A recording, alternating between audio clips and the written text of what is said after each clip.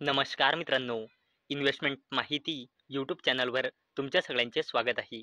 तर मित्रांनो, आजच्या व्हिडिओमध्ये आपण रेल्वे सेक्टरच्या दोन जबरदस्त कंपनी म्हणजे एरकॉन इंटरनॅशनल लिमिटेड आणि RVNL म्हणजे रेल विकास निगम लिमिटेडचे फायनान्शियल इयर 2026च्या क्वार्टर वनचे नंबर कंपेअर करून बघणार आहोत. आणि मित्रांनो, या दोन कंपन्यांमध्ये कॉमन म्हणजे या दोन्ही कंपन्या रेल्वे सेक्टरच्या कंपन्या आहे आणि रेल्वे इन्फ्रास्ट्रक्चर इंडस्ट्रीमध्ये दोन्ही कंपन्या काम करतात.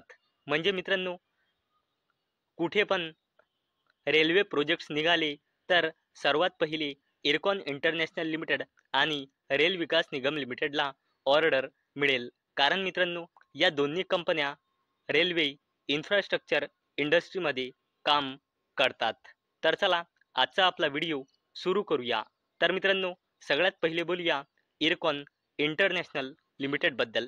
आणि मित्रांनो, जर आपण या कंपनीचा शेअर होल्डिंग पॅटर्न बघितला तर जून 2025 नुसार या कंपनीमध्ये प्रमोटर्सची होल्डिंग आहे 65.17%, FISची होल्डिंग आहे 4.58%, DISची होल्डिंग आहे 1.61% आणि या कंपनीमध्ये पब्लिकची होल्डिंग आहे 28.37%.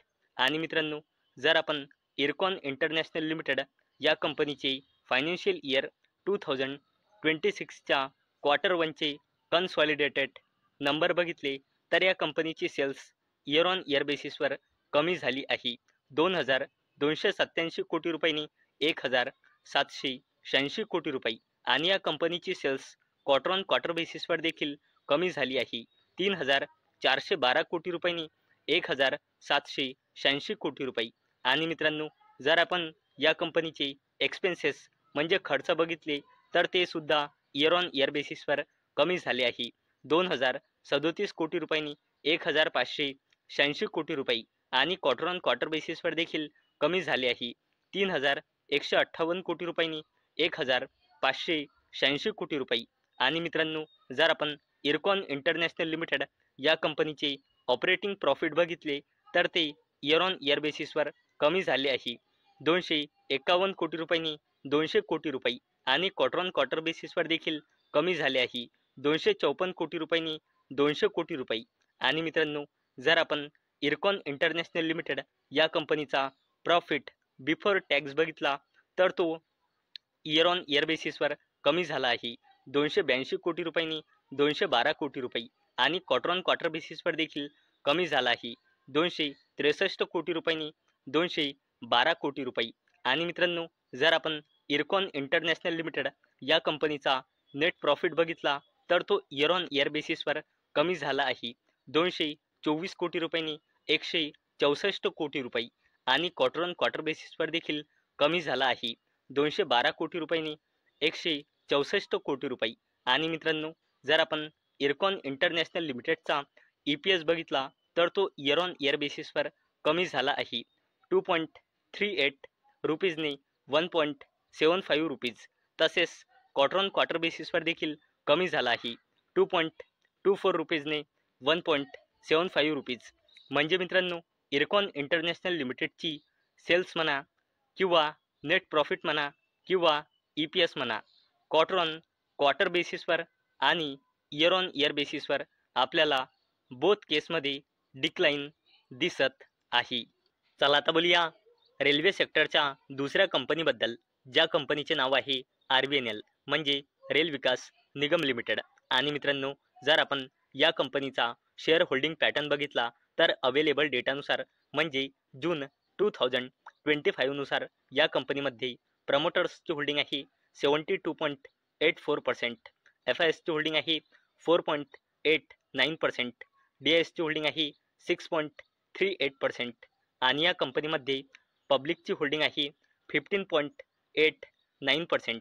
तर मित्रांनो, चला आता आपण रेल विकास निगम लिमिटेडच्या फायनान्शियल इयर 2026च्या क्वार्टर वनचे कन्सॉलिडेटेड नंबर बघूया. तर मित्रांनो, जर आपण या कंपनीची सेल्स बघितली तर ते इयर ऑन इयर बेसिसवर डिक्रीज झाली आहे. 4,074 कोटी रुपयांनी 909 कोटी रुपये आणि क्वार्टर ऑन क्वार्टर बेसिसवर देखील कमी झाली आहे. 6,427 कोटी रुपयांनी 3,909 कोटी रुपये. आणि मित्रांनो, जर आपण या कंपनीचे एक्सपेन्सेस म्हणजे खर्च बघितले तर ते सुद्धा इयर ऑन इयर बेसिसवर कमी झाले आहे. 3,892 कोटी रुपयांनी 3,856 कोटी रुपये आणि क्वार्टर ऑन क्वार्टर बेसिसवर देखील कमी झाले आहे. 5,994 कोटी रुपयांनी 3,856 कोटी रुपये. आणि मित्रांनो, जर आपण या कंपनीचा ऑपरेटिंग प्रॉफिट बघितला तर तो सुद्धा इयर ऑन इयर बेसिसवर कमी झाला आहे. 182 कोटी रुपयांनी 53 कोटी रुपये आणि क्वार्टर ऑन क्वार्टर बेसिसवर देखील कमी झाला आहे. 433 कोटी रुपयांनी 53 कोटी रुपये. आणि मित्रांनो, जर आपण रेल विकास निगम लिमिटेडचा प्रॉफिट बिफोर टॅक्स बघितला तर तो इयर ऑन इयर बेसिसवर जबरदस्तपणे खाली आलेला आहे. 302 कोटी रुपयांनी 173 कोटी रुपये आणि क्वार्टर ऑन क्वार्टर बेसिसवर देखील जबरदस्तपणे खाली आलेला आहे. 546 कोटी रुपयांनी 173 कोटी रुपये. आणि मित्रांनो, जर आपण या कंपनीचा नेट प्रॉफिट बघितला तर तो इयर ऑन इयर बेसिसवर जबरदस्तपणे खाली आलेला आहे. 224 कोटी रुपयांनी 134 कोटी रुपये आणि क्वार्टर ऑन क्वार्टर बेसिसवर देखील जबरदस्तपणे खाली आलेला आहे. 459 कोटी रुपयांनी 134 कोटी रुपये. आणि मित्रांनो, जर आपण रेल विकास निगम लिमिटेडचा EPS बघितला तर तो सुद्धा इयर ऑन इयर बेसिसवर कमी झाला आहे. 1.07 रुपीजने 0.65 रुपीज आणि क्वार्टर ऑन क्वार्टर बेसिसवर देखील कमी झाला आहे. 2.20 रुपीजने 0.65 रुपीज. आणि मित्रांनो, जर आपण रेल विकास निगम लिमिटेडचा क्वार्टर 1चे नंबर रिव्ह्यू केले तर रेल विकास निगम लिमिटेडचा सेल्स म्हणा किंवा नेट प्रॉफिट म्हणा किंवा EPS म्हणा, क्वार्टर ऑन क्वार्टर बेसिसवर आणि इयर ऑन इयर बेसिसवर आपल्याला बोथ केसमध्ये डिक्लाइन दिसत आहे. तर मित्रांनो, आजच्या व्हिडिओमध्ये आपण इरकॉन इंटरनॅशनल लिमिटेड आणि RVNL या दोन कंपन्याचे फायनान्शियल इयर 2026च्या क्वार्टर 1चे कन्सॉलिडेटेड नंबर कंपेअर करून बघितले. आणि मित्रांनो, आपल्याला दोन्ही कंपन्यांमध्ये एक कॉमन गोष्ट दिसत आहे, ती म्हणजे इरकॉन इंटरनॅशनल लिमिटेड किंवा रेल विकास निगम लिमिटेड या दोन्ही कंपन्याची सेल्स म्हणा किंवा नेट प्रॉफिट म्हणा किंवा EPS म्हणजे अर्निंग्स पर इक्विटी शेअर म्हणा, क्वार्टर ऑन क्वार्टर बेसिसवर आणि इयर ऑन इयर बेसिसवर आपल्याला बोथ केसमध्ये डिक्लाइन दिसत आहे. तर मित्रांनो, मला अपेक्षा आहे आजचा आपला व्हिडिओ तुम्हाला इन्फॉर्मेटिव्ह वाटला असेल. तर मित्रांनो, जर तुम्हाला हा व्हिडिओ इन्फॉर्मेटिव्ह वाटला असेल तर या व्हिडिओला लाईक करा आणि चॅनलला सबस्क्राईब करा. आणि मित्रांनो, हा व्हिडिओ फक्त आणि फक्त एज्युकेशन पर्पजसाठी बनवलेला आहे.